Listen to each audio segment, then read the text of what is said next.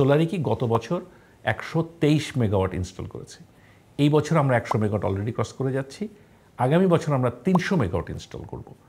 এশিয়াতে India, Pakistan, Malaysia থেকে শুরু করে অনেকগুলো দেশে আমরা বাংলাদেশ থেকে এটাকে এক্সপোর্ট করা শুরু করলাম।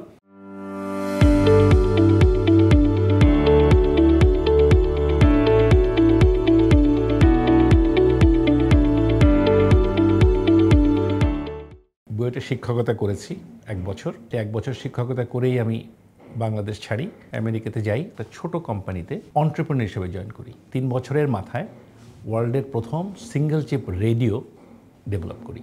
ওখান থেকেই ফাইন্যান্সিয়ালি আমি যথেষ্ট এস্টাবলিশমেন্টটা পাই।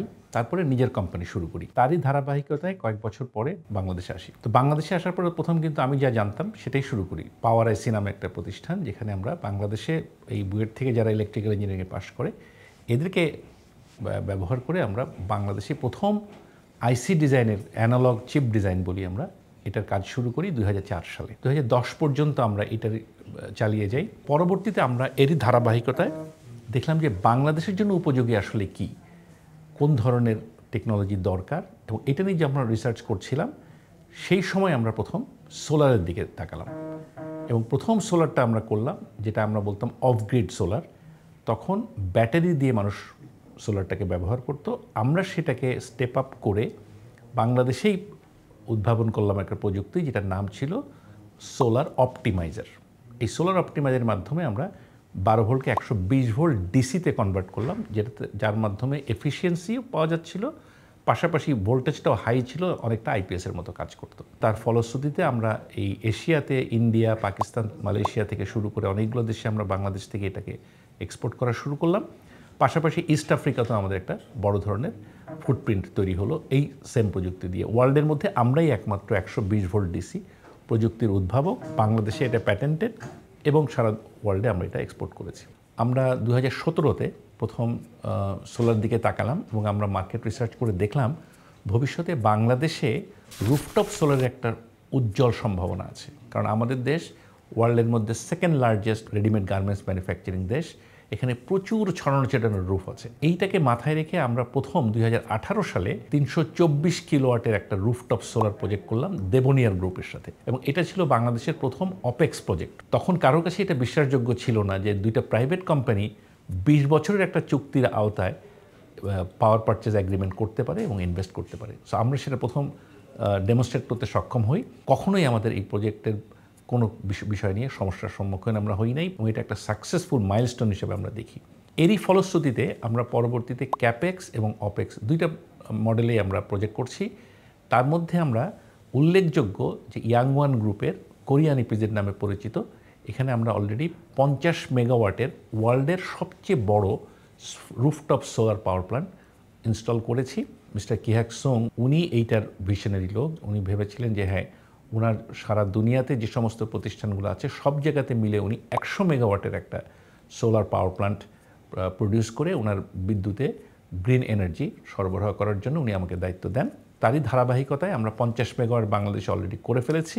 আগামী বছরের মধ্যে এটা 60 মেগাওয়াট হবে, এবং অন্যান্য দেশে যেমন ভিয়েতনাম, এল সালভাদর এবং উজবেকিস্তানেও আরও 40 মেগাওয়াট হয়ে টোটাল 100 মেগাওয়াটের আমরা এই রুফটপ সোলার পাওয়ার প্ল্যান্টই করতে পারছি। যে এই 100 মেগাওয়াটের মধ্যে কিন্তু 60 মেগাওয়াটই বাংলাদেশে। তো আমার ধারণা অপেক্স এবং ক্যাপেক্স দুইটা মাধ্যমেই কিন্তু বাংলাদেশে এই ধরনের বড় সোলার পাওয়ার প্ল্যান্টগুলো এখন হবে। কেন হবে? কয়েকটা কারণে হবে। প্রথম হচ্ছে সোলার দুনিয়ার এখন সবচেয়ে কম খরচের বিদ্যুতের সোর্স। দ্বিতীয়ত সবাই আমরা এটা এখন বুঝতে পারছি। আমরাই সোলারিকি গত বছর 123 মেগাওয়াট ইনস্টল করেছি। এই বছর আমরা 100 মেগাওয়াট অলরেডি ক্রস করে যাচ্ছি। আগামী বছর আমরা 300 মেগাওয়াট ইনস্টল করব। কেন করতে পারছি? বিকজ এই অ্যাওয়ারনেসটা বিল্ড আপ অলরেডি হয়েছে। ফ্যাক্টরি ওনারা এখন বুঝতে পারছে যে সোলার ছাড়া কোনো বিকল্প নাই। এটা নট অনলি আপনার কম খরচের বিদ্যুৎ, এটা আপনার গ্রিন বিদ্যুৎ, পাশাপাশি এটা আপনাকে এনার্জি সিকিউরিটিও দিচ্ছে। আমার মনে হয় যে যদি আপনি কনস্ট্যান্ট আগে বলেন তাহলে 3টা মেইন কনস্ট্যান্ট আমাদের সোলারে। প্রথম হচ্ছে ল্যান্ড, আমাদের দেশে বেশি ল্যান্ড নাই, বাট তার অল্টারনেটিভ হচ্ছে রুফ। সেকেন্ড হচ্ছে আমাদের ইনভেস্টমেন্ট এনভায়রনমেন্ট এখনও খুব দুর্বল, এখানে ফরেন ডিরেক্ট ইনভেস্টমেন্ট আসার কঠিন। সো এটা একটা। আর থার্ড হচ্ছে পলিসি লেভেলে আমরা এখনও কিছুটা পিছিয়ে আছি। সো এই 3টা হচ্ছে কনস্ট্যান্ট। তাহলে আমি যদি পলিসি লেভেলের কথা বলি তাহলে পলিসিতে 3টা মেজর জায়গাতে আমাদের ইন্টারভেনশন প্রয়োজন। প্রথম হলো যেটাকে, যেহেতু ফ্যাক্টরিগুলোর জায়গা খুব লিমিটেড, সেখানে যদি তাকে স্কেল আপ করতে হয় তাহলে এই ওপেন অ্যাক্সেস, ইন্ডাস্ট্রিতে ওপেন অ্যাক্সেস বলে যে কথাটা আছে, এইটা অ্যাক্সেস অ্যালাউ করতে হবে। আমাদের এখন নেট মিটারিং পলিসি বলে একটা পলিসি আছে গভর্নমেন্টের, যেটা অত্যন্ত সাহসী একটা ভূমিকা গভর্নমেন্ট নিয়েছিলেন, যার ফলশ্রুতিতে কিন্তু এত রুফটপ সোলার প্রজেক্ট এখন হচ্ছে। এই রুফটপ পলিসিকেই মডিফাই করে ওপেন অ্যাক্সেসটাকে এখানে অ্যাড করা সম্ভব। ল্যান্ডের যে বিষয় প্রবলেমটা আমাদের, তার সাথে আমাদের বেশ কিছু চা বাগান বা টি স্টেটগুলো আছে, এই অব্যবহৃত জায়গাগুলোকেও যদি আমরা সোলারের আওতায় নিয়ে আসতে পারি, সেখানেও কিন্তু একটা ব্যাপক পরিমাণ রিটার্ন সম্ভব যে চা বাগান মালিকদের জন্য, আবার পাশাপাশি এখান থেকে প্রচুর পরিমাণ সোলার প্রডিউস করা সম্ভব। সো আই থিঙ্ক ল্যান্ডেডটা আমরা টার্গেট করতে পারি আইপিপির আন্ডারে, রুফটপটাকে আমরা পলিসি ইন্টারভেনশন দিয়ে এগিয়ে নিতে পারি, এটাই হবে প্রধান নিয়ামক।